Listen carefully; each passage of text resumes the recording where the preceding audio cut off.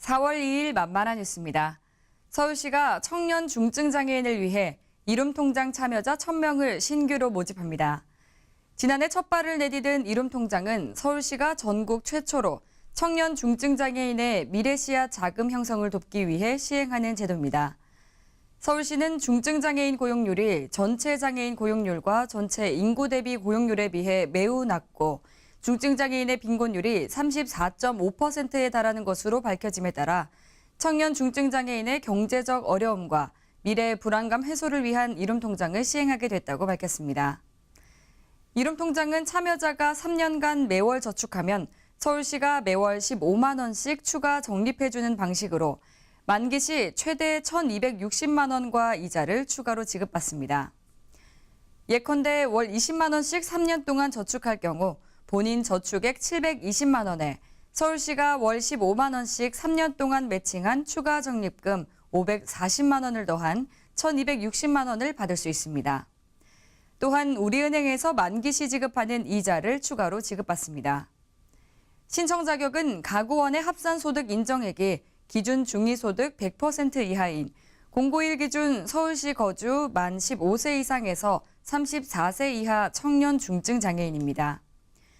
다만 신청자 본인이 생계의료급여 수급자이거나 신용 유의자인 경우는 신청 대상에서 제외되며 가구원 중 1명만 신청 가능합니다.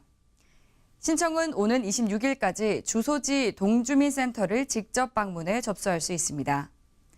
신청자에 대한 면접 없이 제출 서류만으로 심사하며 장애 등급과 현재 나이, 가구 기준 중위소득 등을 기준으로 심사가 이뤄집니다. 최종 참가자 발표는 오는 7월 말이며 합격자는 8월 초 약정식과 함께 저축을 시작하게 되는데요.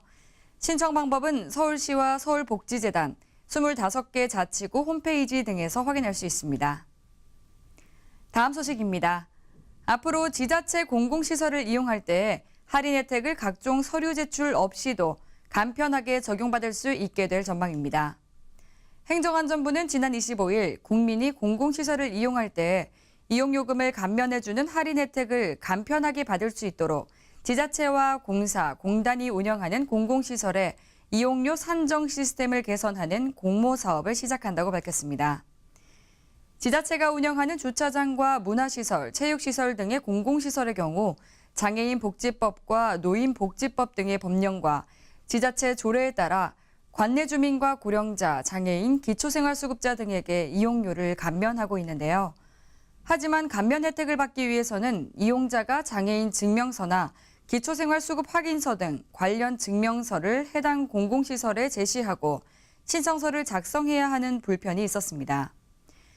특히 수영과 배드민턴, 탁구 등 각종 체육 문화 강좌는 수개월에 걸쳐 이용하는데도 매달 등록할 때마다 감면 자격을 확인하고 있어 일부 이용자는 불편함과 낙인 효과 등을 우려해 할인 혜택을 포기하는 경우도 있었는데요.